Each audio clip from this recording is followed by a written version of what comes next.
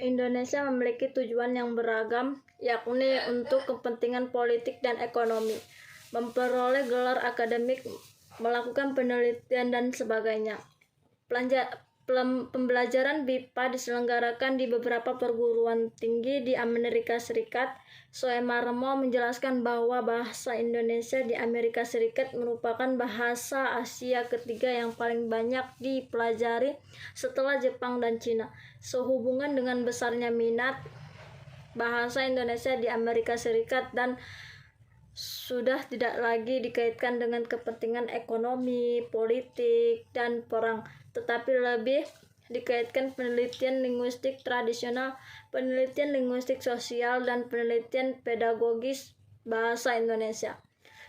Di Jepang terdapat 3 perguruan tinggi yang menyelenggarakan pengajaran BIPA, yakni Tenri Daigaku, Kyoto Sangyo Daigaku, dan Setsunan Daigaku. Adapun pengajaran BIPA di Cina dikelola oleh Universitas Beijing. Sementara itu di Korea Selatan pengajaran BIPA dilaksanakan di Universitas Asing Hankook.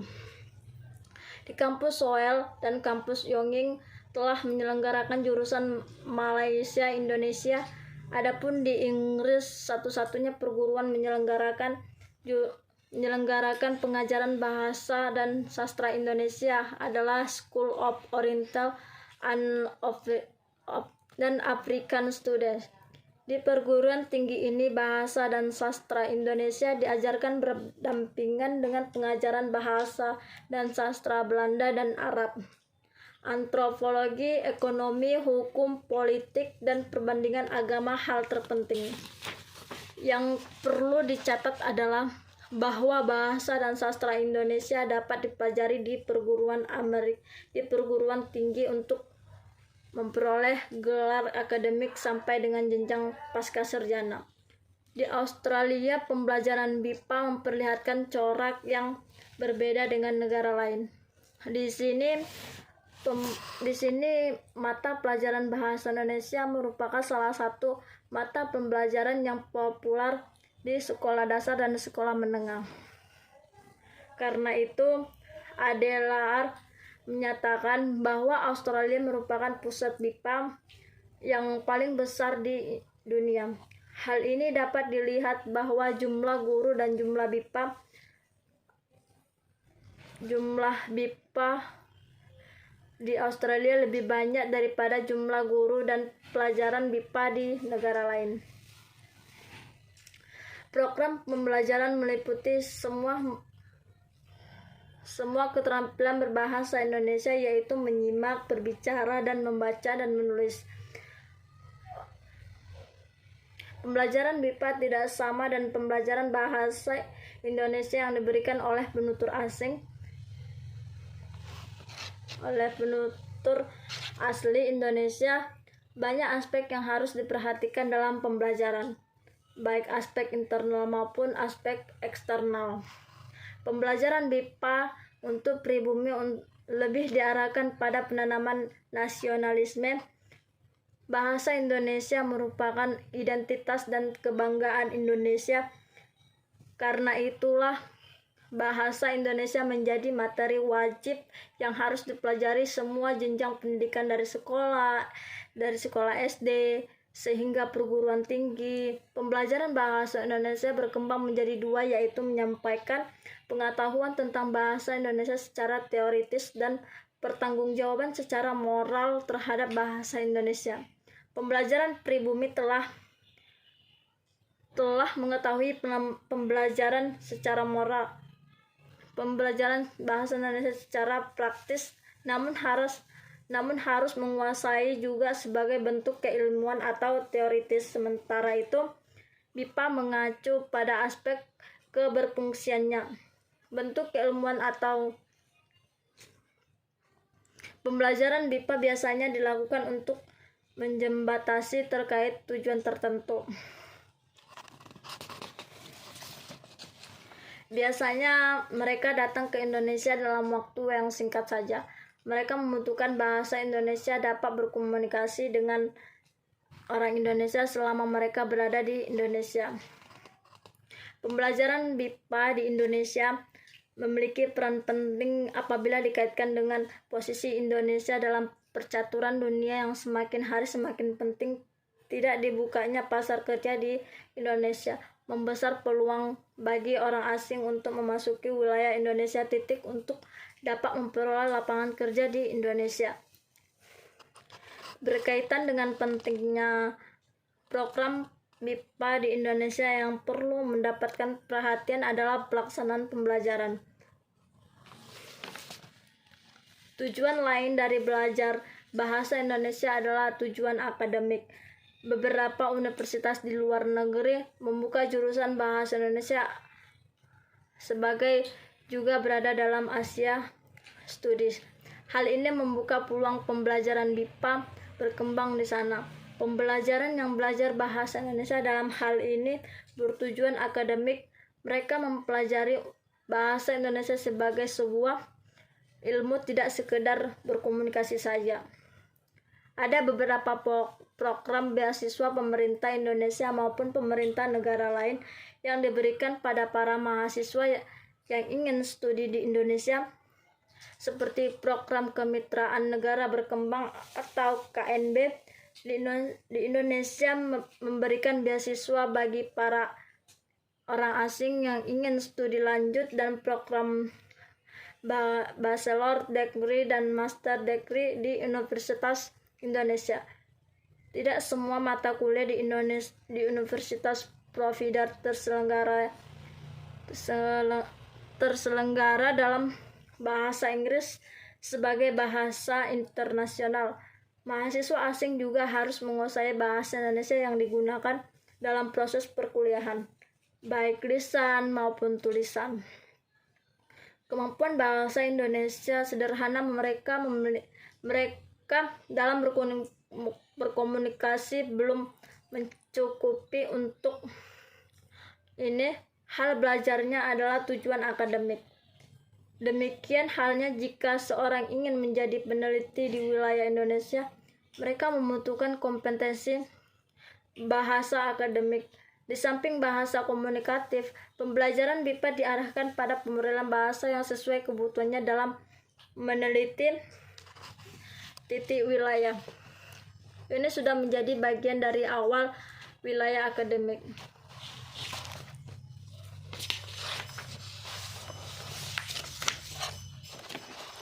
Tujuan pembelajaran BIPA memiliki kaitan erat dengan masalah pemenuhan kebutuhan pelajar BIPA. Sejalan dengan masalah ini, jelaskan bahwa ada 3 kebutuhan yang mendorong seseorang belajar bahasa, yakni yang pertama yaitu kebutuhan akan pekerjaan, yang kedua kebutuhan program latihan kejuruan, yang ketiga kebutuhan untuk belajar tidak sesuai dengan pendapat ini.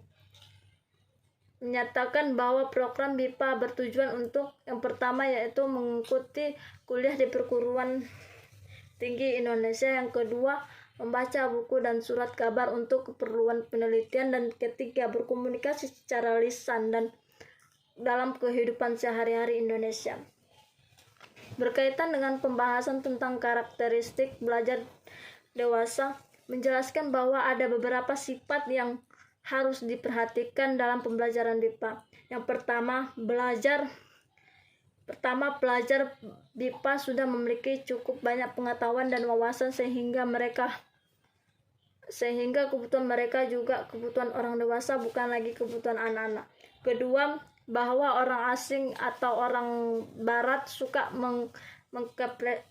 mengapresiasikan diri mereka, mempresentasikan sesuatu dan mengemukakan pendapat, sehingga tugas di luar kelas akan lebih menarik perhatian mereka. Titik terakhir, berdasarkan khususan ciri pelajar BIPA dan tujuan pembelajaran BIPA, berupaya mengarahkan pelajar BIPA agar termotivasi untuk belajar bahasa sesuai dengan minatnya.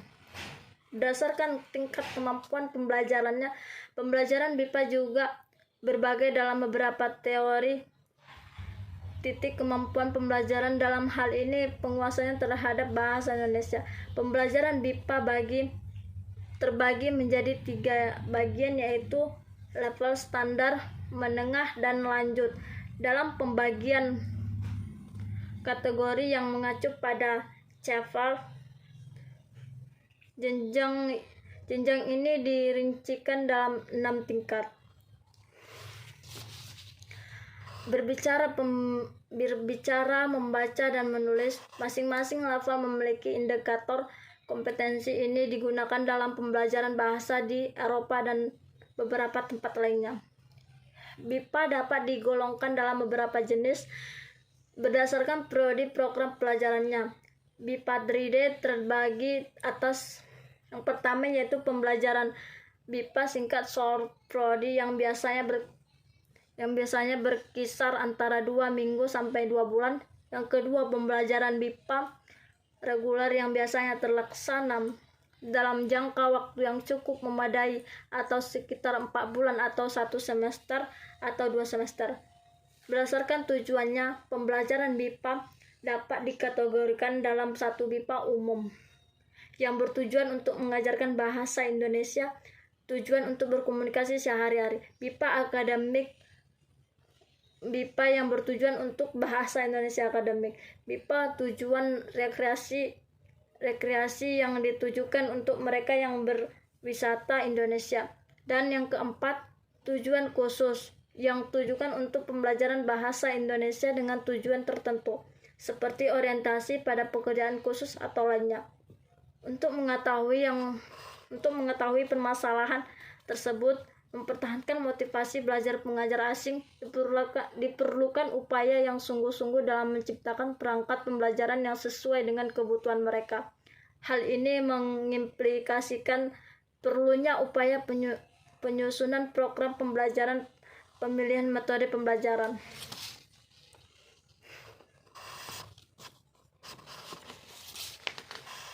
B.